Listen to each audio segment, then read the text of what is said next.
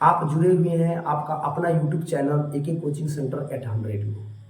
आज हम लोग 9th क्लास का फिजिक्स शुरू करने जा रहे हैं और इसके बारे में समझेंगे कि 9th क्लास का जो फिजिक्स है उसको समझने का हम प्रयत्न करेंगे।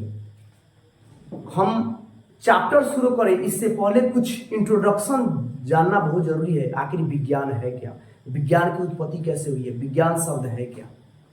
देखिए, संसार में जितने भी वस्तु हैं या संसार में जो भी हम काम करते हैं कहीं ना कहीं विज्ञान से जुड़ा हुआ है। जैसे हम रात में सोते समय देखते हैं खगोलीय पिंड को, अंधेरा जब हो जाता है तो खगोलीय पिंड दिखाई देता है। उसके बाद देखते हैं कि बहुत सारी ऐसे काम करते हैं, जैसे रेडियो चलाते हैं, मोबाइल चलाते हैं, बहुत सारे ऐसे काम करते हैं। कहीं ना कहीं विज्ञान से जुड़ा हुआ ये सारा चीजें, यानी विज्ञान से क्या हुआ है, विज्ञान को जो समझता है उसको वैज्ञानिक कहते हैं। और वैज्ञानिक जो होता है विज्ञान की जानकारी प्राप्त करता है, उसके बारे में जानता है, जानने की कोशिश करता है, समझता है। जानने की कोशिश करना और जानना ये सब विज्ञान से क्या होता है, रिलेटेड है। तो आइए हम लोग समझते हैं आखिर विज्ञान है क्या, इसकी उत्पत्ति कैसे हुई है। तो देखिए, विज्ञान अंग्रेजी का रूपांतरण है। विज्ञान जो है अंग्रेजी का रूपांतरण है, जिसे क्या कहा जाता है, साइंटिस्ट या साइंस कहते हैं। तो साइंटिस्ट हो गया जो साइंस की जानकारी रखता है, तो साइंस की जानकारी रखता है उसे क्या कहते हैं, साइंस कहते हैं। जो साइंस की जानकारी रखता है उसे साइंटिस्ट कहते हैं, और जिसके बारे में जानकारी प्राप्त करता है उसको क्या कहते हैं, साइंस कहते हैं। यानी साइंस माने विज्ञान, यानी अंग्रेजी का रूपांतरण क्या है, विज्ञान है। उसको जो इंग्लिश में क्या कहते हैं, साइंस कहते हैं। दूसरा, यह लैटिन शब्द साइंटिया से लिया गया है, जिसका अर्थ होता है जानकारी प्राप्त करना। यानी साइंटिया का मतलब क्या होता है, जानकारी प्राप्त करना। और यह किस शब्द से लिया गया, तो लैटिन शब्द से लिया गया है। तो लैटिन शब्द है क्या, तो साइंटिया है। साइंटिया का मतलब क्या होता है, जानकारी प्राप्त करना। नेक्स्ट देखिए, मनुष्य के अवलोकन एवं अब देखिए, अब ये कहने का मतलब है जैसे हमने क्या क्या किया है, खगोलीय पिंड को देखा, रेडियो को देखा, मोबाइल को देखा, ये सारी चीज हमने देखा और उसकी जानकारी प्राप्त करने की हम लोग को उत्सुकता होती है। जैसे हम लोग जब छोटे थे तो मोबाइल का, अब तो हर जगह सबके पास एंड्रॉयड सेट है। हम लोग के पास नोकिया का छोटा मोबाइल भी नहीं होता था। बात करना होता तो 5 रुपया लोग लेता था और हम लोग जाते थे कहीं जहां पर मतलब कि मान लीजिए कि 4 को 5 को 7 को पंचायत में किसी एक के पास मोबाइल वो होता था। मोबाइल नहीं होता था, वो एक सेट होता था जिसको टेलीफोन कहा जाता था। तो फोन आता था कहीं से, तो नंबर टाइम दे दिया जाता था कि इतना बजे फोन कीजिएगा, हम जाके उनको बुला के लाएंगे। लेकिन आज देखिए, आज बात करना तो दूर की बात है, अगर उनको देखना है तो हम लोग वीडियो कॉल करते हैं और देख लेते हैं। ये सब क्या है, उत्सुकता हुई, हम लोग उत्सुकता हुई जानने की, तब न आज एंड्रॉयड सेट हुआ। जब ये उत्सुकता नहीं होती जानकारी प्राप्त करने की तो आज हमारे पास मोबाइल नहीं होता। तो कहीं ना कहीं हम जो चीज देखते हैं, खोजते हैं, जानकारी प्राप्त करने की कोशिश करते हैं, ये सब क्या है, विज्ञान है। यानी हमारे मानव जितना आगे बढ़ रहा है या किसी ना किसी, कहीं ना कहीं, किसी ना किसी रूप से विज्ञान की देन है। तो आइए हम समझते हैं विज्ञान किसे कहते हैं। तो देखिए, उसी के आधार पर मनुष्य के अवलोकन यानी खोज करना एवं प्रयोग करना, नए नए चीज की खोज करना, प्रयोग करना, उसके बारे में जानकारी प्राप्त करना, अवलोकन करना, जानकारी प्राप्त करना, अवलोकन करना, प्रयोग से प्राप्त वास्तविक एवं क्रमबद्ध। वास्तविक का मतलब होता है सच में जो रियलिटी हो, और क्रमबद्ध यानी लगातार, उसके बारे में। जैसे कि देखिए, आगे हम लोग मापन, चैप्टर का नाम है मापन। तो मापन पढ़ने से पहले जैसे मान लीजिए कि हम लोगों को कोई चीज नापना हो, तौलना हो, तो कैसे नापते हैं, कैसे तौलते हैं। तो वह क्या हुआ, एक MKS सिस्टम आया, FPS सिस्टम आया, बहुत से CGS सिस्टम आया, तब जाके SI सिस्टम बना। इसका मतलब ये बताने का तात्पर्य ये है कि कहीं ना कहीं खोज हुआ, वह हमारे कुछ दिन तक काम में आया, फिर उसकी संख्या बढ़ती गई, दिक्कत हुआ तो नया सिस्टम लगा, फिर नया सिस्टम लगा। यानी क्रमबद्ध ज्ञान, यानी लगातार ज्ञान प्राप्त करना क्या कहलाता है, विज्ञान कहलाता है। परिभाषा के माध्यम से देखिए, तो मनुष्य के अवलोकन एवं प्रयोगों से प्राप्त वास्तविक एवं क्रमबद्ध ज्ञान को क्या कहते हैं, विज्ञान कहते हैं। विज्ञान को 2 भागों में बांटा गया, एक फिजिकल विज्ञान यानी फिजिकल साइंस, एक बायोलॉजिकल विज्ञान यानी बायोलॉजिकल साइंस। अब इसका मतलब क्या होता है, फिजिकल विज्ञान का मतलब क्या होता है और बायोलॉजिकल का मतलब क्या होता है। तो डिफिनेशन कोई वस्तु कोई चीज अगर समझ में हम लोग को आ जाए तो हम लोग को डिफिनीशन बनाना बहुत आसान हो जाता है। तो देखिए फिजिकल विज्ञान क्या है, यानी भौतिकी विज्ञान क्या है, यानी फिजिकल साइंस क्या है। तो निर्जीव वस्तुओं के बारे में ज्ञान प्राप्त करना फिजिकल विज्ञान है, और बायोलॉजिकल जो होता है सजीव के बारे में प्राप्त करना। तो निर्जीव क्या है, सजीव क्या है, ऐसे रसायन में हम बताएंगे, लेकिन एक बार फिर से बताते हैं। सजीव क्या है, तो विज्ञान की दृष्टि से दो प्रकार से बांटा गया सजीव के बारे में। बायोलॉजिकल कहता है कि जो सांस लेता हो, जो चलता हो, जो वृद्धि करता हो, जो उत्सर्जन करता हो, जो प्रजनन करता हो, वह क्या है, सजीव है। लेकिन यही रसायन कहता है, विज्ञान पहले सबसे पहले ये समझ ले कि बायोलॉजी कहता है, यानी जीव विज्ञान कहता है कि शरीर की सबसे छोटी इकाई जिससे निर्माण हुआ है शरीर का, वो है कोशिका। यानी कोशिका से ऊतक। जैसे घर बनाने के लिए हमको क्या चाहिए, ईंट चाहिए, बालू चाहिए, तो ईंट जोड़ देते हैं तो दीवार बन जाता है। छत कर देते हैं, जब कुछ दीवार मिल जाते हैं तो रूम बन जाता है, कुछ रूम मिल जाता है तो घर बन जाता है। उसी प्रकार कुछ कोशिका मिल जाएगा तो ऊतक बन जाएगा, कुछ ऊतक मिल जाएगा अंग बन जाएगा, कुछ अंग मिल जाएगा अंग तंत्र बन जाएगा, पूरा अंग तंत्र मिल गया, क्या हो गया, शरीर हो गया। उसी प्रकार रसायन कहता है कि हमारी शरीर का निर्माण या किसी भी वस्तु का या किसी भी पदार्थ का निर्माण कण से मिलकर बना है। तो फिर सजीव कैसे हुआ, तो कणों में आणविक द्रव्यमान गतिशील रहती है, आणविक गति गतिशील रहती है, तो क्या होता है, वह सजीव होता है। तो चलिए इस बात पर न ध्यान देकर हम डायरेक्ट चले आते हैं फिजिकल विज्ञान पर। यानी निर्जीव वस्तुओं की जानकारी प्राप्त करना फिजिकल विज्ञान है, फिजिकल साइंस है, यानी भौतिकी विज्ञान है। और सजीव वस्तुओं के बारे में जानकारी प्राप्त करना हमको बायोलॉजिकल विज्ञान है। तो जैसे इसको डिफिनीशन के माध्यम से समझते हैं। फिजिकल विज्ञान को दो भागों में बांटा गया है। अभी विज्ञान हम लोग समझे, विज्ञान किसे कहते हैं, इसको दो भागों में बांटा गया है। फिजिकल विज्ञान, विज्ञान की वह शाखा जिसके अंतर्गत निर्जीव वस्तुओं का विस्तार पूर्वक अध्ययन किया जाए, यानी विस्तार पूर्वक अध्ययन किया जाए। तो इसके अंतर्गत आता कौन कौन है, भौतिकी, रसायन शास्त्र, भूगोल, भूगर्भ शास्त्र, खगोल शास्त्र, ज्योतिष शास्त्र। अब बताइए, ज्योतिष शास्त्र भी विज्ञान के अंतर्गत आता है। जैसे हाथ देख के लोग रेखा ले देख के बताता है कि हाँ, चाहे अंक देख के नाम देख के बता देता है कि आपके साथ ये घटना घटने वाली है, ये भी विज्ञान के अंतर्गत आता है। आप लीजिए, ये भी विज्ञान के अंतर्गत आता है। भौतिकी विज्ञान के अंदर, रसायन विज्ञान के अंदर, भूगोल विज्ञान, भूगर्भ भी विज्ञान, खगोल वही ब्रह्मांड के बारे में, पिंड के बारे में, हम लोग भोजपुरी में जोनी के बारे में जानकारी प्राप्त करना, ये सब क्या होता है, खगोल के अंदर। ज्योतिष शास्त्र सब क्या आता है, खगोल के अंतर्गत आता है। तो ये सब जितना चीज है क्या, निर्जीव के बारे में जानकारी प्राप्त करना है। अब सजीव के बारे में देखिए, बायोलॉजिकल साइंस होता है विज्ञान की वह शाखा जिसके अंतर्गत सजीव वस्तुओं का विस्तार पूर्वक अध्ययन किया जाए। अब सजीव के बारे में, अब जैसे मान लीजिए हमारा शरीर है, हमारे शरीर में क्या क्या है, तो किडनी है, हार्ट है, उसके बाद में एस्पायरेशन सिस्टम है, उसके बाद में क्या है, आमाशय है, छोटी आंत, बड़ी आंत, बहुत सारा चीज है।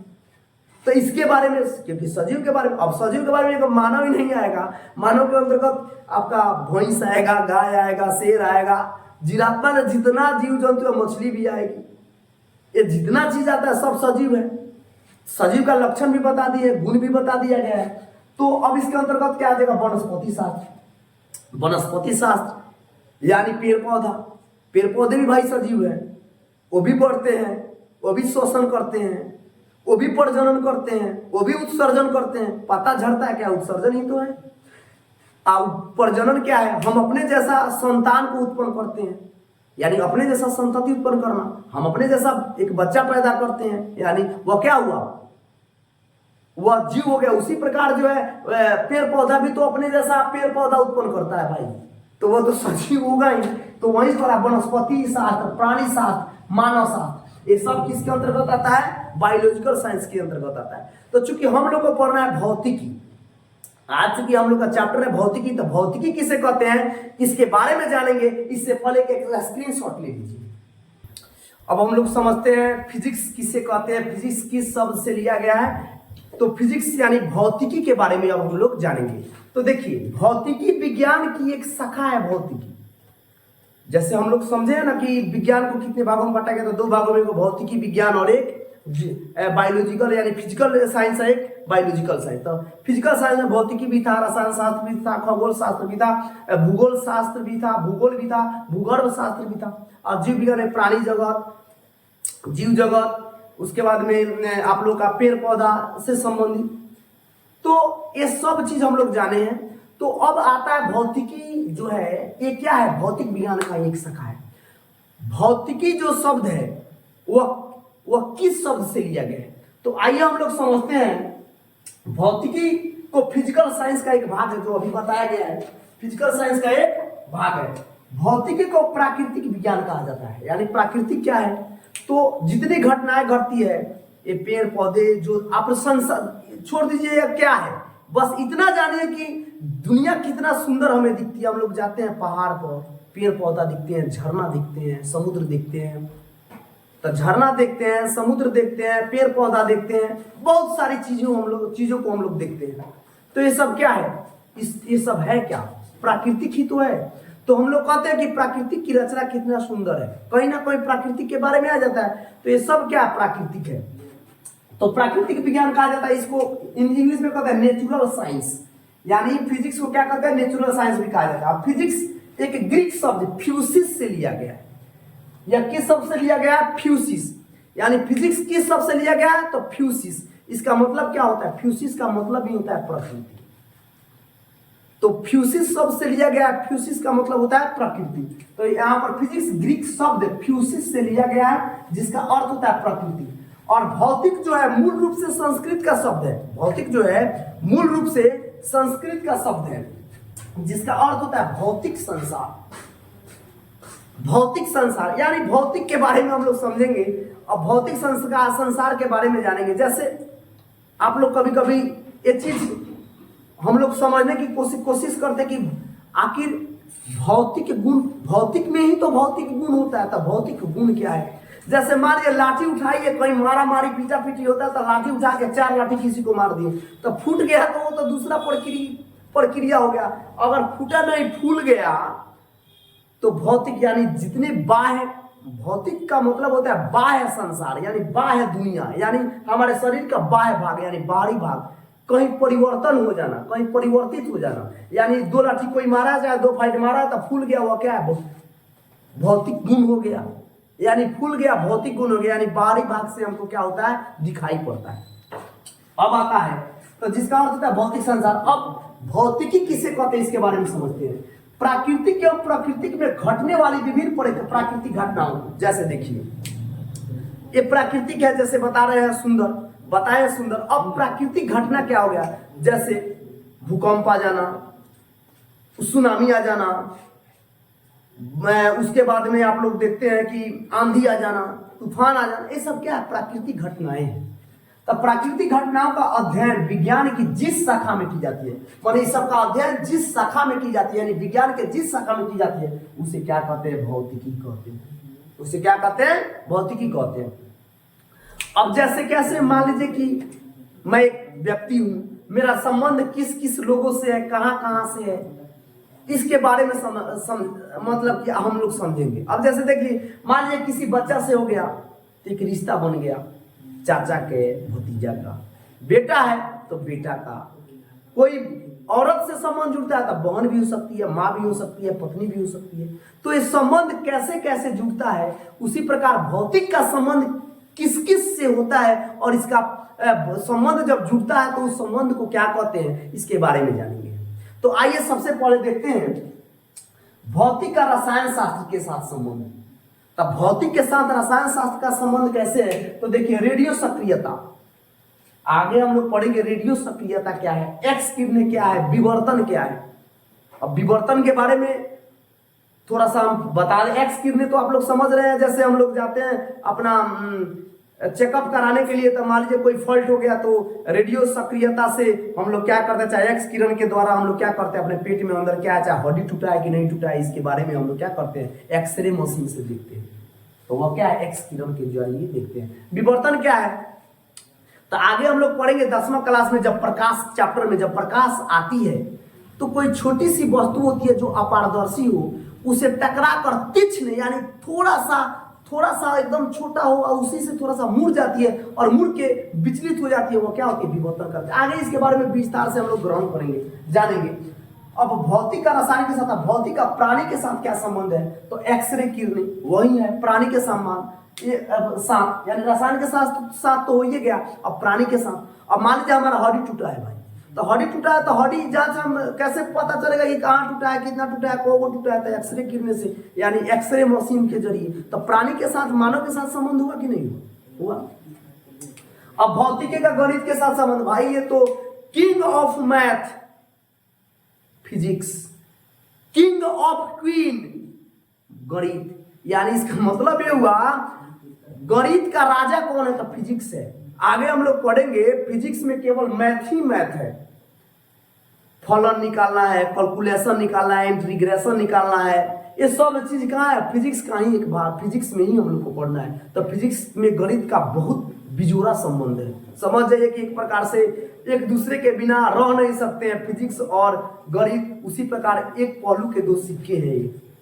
नेक्स्ट आते हैं भौतिक का समाज के साथ संबंध। तो समाज के साथ क्या संबंध है भौतिक का? अब बताइए, टेलीफोन से बात कर रहे हैं, समाज के साथ संबंध हुआ कि नहीं? यानी भौतिक विज्ञान जो है समाज के साथ, एक समाज को दूसरे समाज से जोड़ने का काम करता है कि नहीं करता है? तो कौन करता था? भौतिक ही करता है। टेलीग्राम, मैसेज के जरिए टेलीग्राम भेज देते हैं।